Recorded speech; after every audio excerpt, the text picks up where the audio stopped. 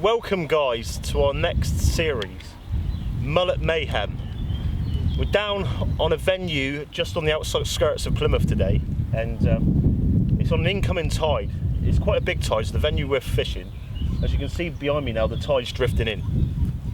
So what Will and my younger son Cody have just done, they've walked right out as far as they can. Will's got his waders on, and they've put all the ground bait, crushed up bread, and they've set it all up over there in the tide. So there's a lot of ducks and bits and pieces around what we'll be picking up at that now, but fingers crossed, as the tide starts moving over, the bits of bread will come down and cover over the ground in front of us, and fingers crossed send the mullet into feeding frenzy.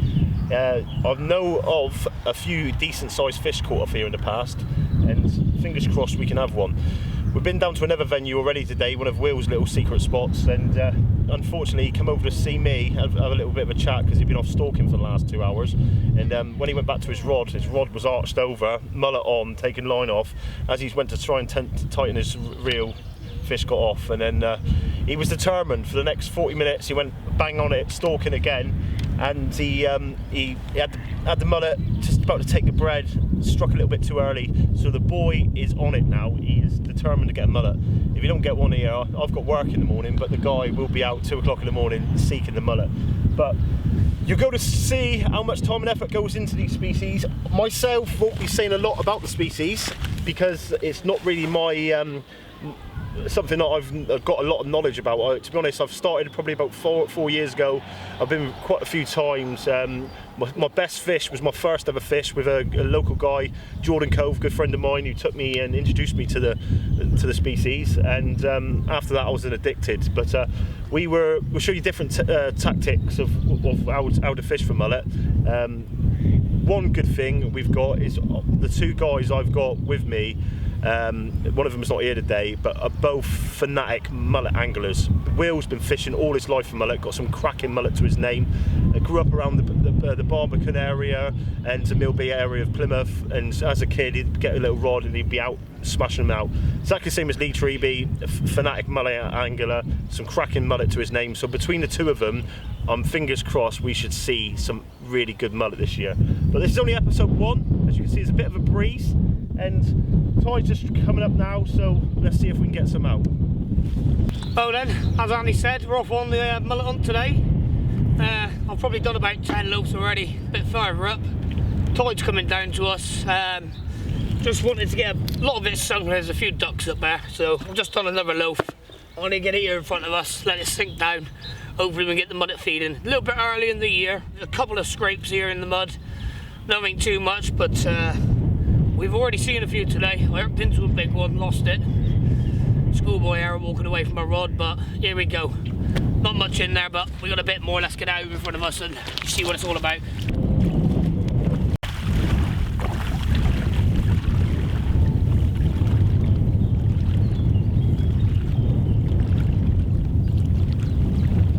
It's about perfect the way he's doing it at the moment. The tide's just coming in, so we're not really spooking anything in front of us.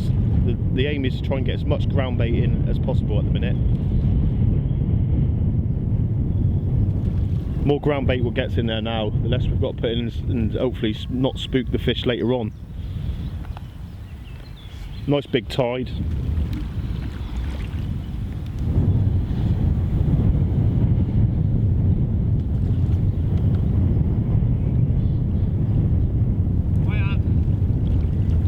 Should be a fair bit coming down here to us now.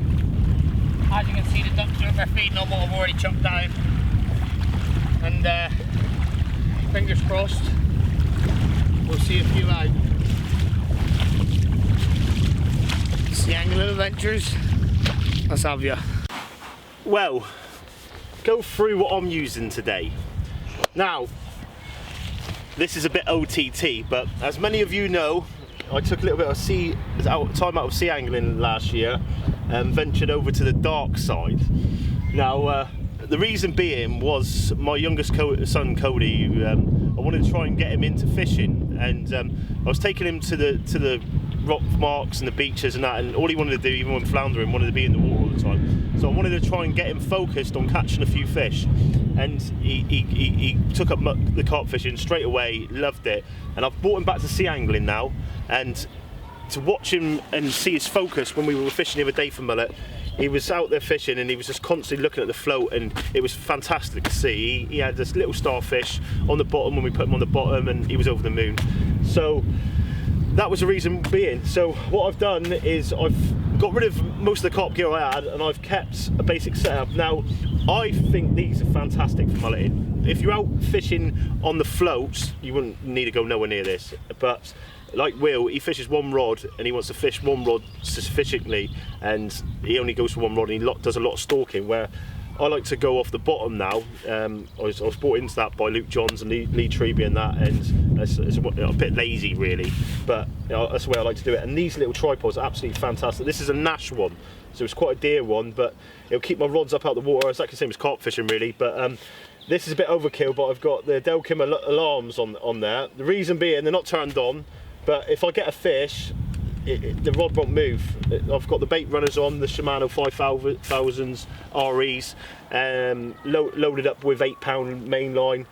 And then what we're going to do now is I'm going to let Will go through all the rigs and that with you, because he's got a lot more knowledge on the tactics of catching mullet. And fingers crossed, anybody who wants to get out and target a few mullet, this will be the way to do it. We chucked some breading on the water. Andy's told you about how he's going to be fishing running ledger for him and ledgering on the bottom. I'm actually going to start off doing exactly the same. Reason being, we've chucked a load of bread in. My tactics over the years have been to watch and find out what they're doing. So, first place I start is on the bottom, and if I see that mullet rise and start taking it off the surface, that lead will be coming straight off, free line in a bit of bread, and I'll be out amongst them hoping to get them off the surface, because it's so much fun when a fish takes it off the surface. I'm actually using a match rod today. It's a Porky Pig. You don't have to have a Porky Pig. Any match rod will do, light fishing rod, something with a sensitive tip. And I'll go through that with you in a minute and show the action. Just starting off with a very small weight, half an ounce weight. It's a small weight. I'm using 6-pound line fluorocarbon.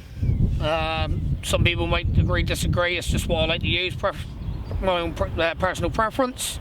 We've got a size 8 hook, short trace. Now the reason I use short trace is it doesn't tangle, but that trace is 6-pound fluorocarbon again. We've probably got about 1.5 to 2 feet of another fluorocarbon off the freeway swivel, back to another freeway swivel with an even shorter trace, probably 4 to 6 inches, keeping it nice and short to stop the tangling. They can be your best friend in the world or your worst friend. Now, when they're on the feed and they're feeding, it's lovely, and when they're not, and sometimes they're just being so finicky, it can be an absolute nightmare. But with a match rod, I don't know if you can see that in the camera angle, I think Andy's got it set up lovely there. You can see that that's how it will be sat in the water, and as soon as that mullet comes up and has a little suck, I'm not even moving. You can see I'm just twitching my finger there, possibly. I don't know if you can just see that. That tip will pick up the lightest of bites. Now the mullet, what they do is they come in and they'll suck on the bread.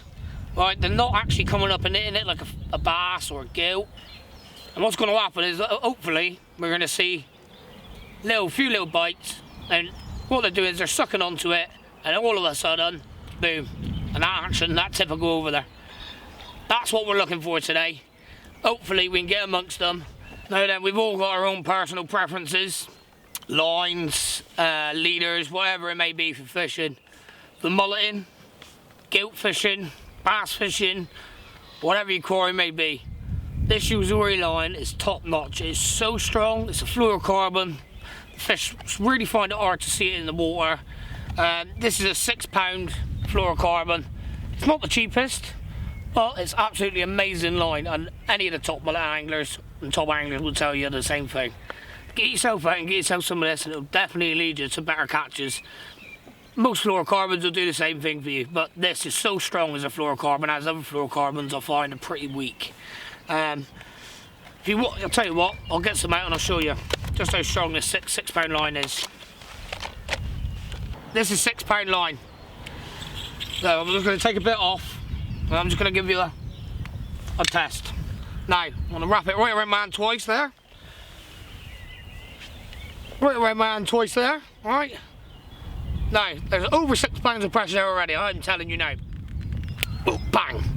That I'm telling you now, you can get a 15-pound line and that's exactly how it'll break. I'm telling you now, that line is so strong. No mullet, unless it gets wrapped around something, it's snapping that line. Get yourself out and get yourself some estuary. Amazing stuff. Just to show you basically how I like to bait up for mullet. Everybody's got their own personal preference. I like to keep it nice and neat. I'll foam my bread, make a break, keep it on nice square pieces. Now, I'm going to lift my hook up just so you can see it. That's the first hook. Now, all I'll do is bury the hook into the bread, wrap it over, and then pinch the end around the eye of the hook. Now, what that does is it keeps it on there and stops it falling off. And then it keeps this piece nice and fluffy, because as the mullet come up, they suck. And what they're going to do is suck and hopefully pick up that hook point before they get to the tougher bit. Now, it's in there, but what I'm going to show you now is I actually do fold that last bit. So the hook has disappeared. You can't even see the hook. It's gone. Yeah? But the mullet are such finicky, if they see that hook, they may not take it. But that's the first piece. Right, down to the next part of the business end. Same again. Hook into the bread. Squeezing them over. Making sure it's nice and tight around there. Little squeeze there. Nice fluffy bit on the top. That's what they're looking for. So far,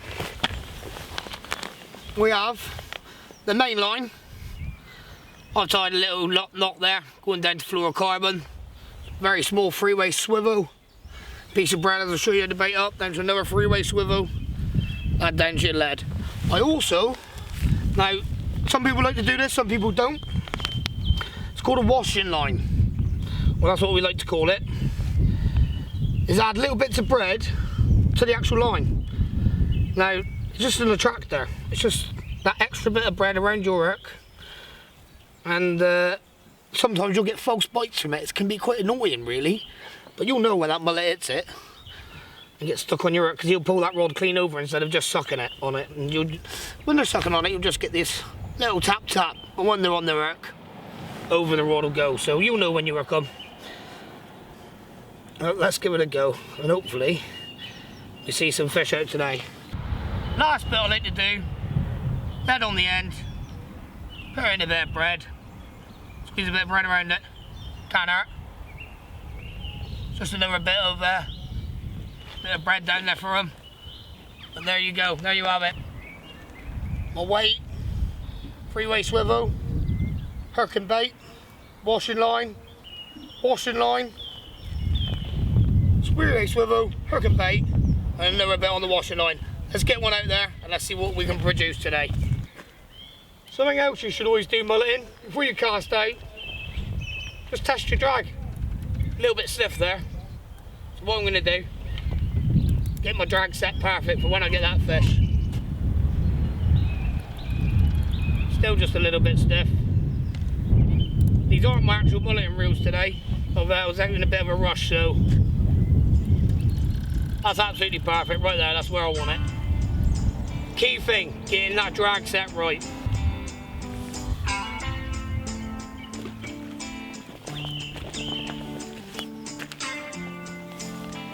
Just like that. Right then, a rod is an extension of your arm.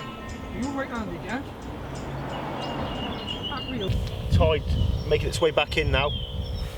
I do a little tripod, as you can see, water will just come underneath that. I can sit there, perfect. Just rod tips as the line's going right over the weed bank here and straight onto the mud flap. So fingers crossed we can see some mullet.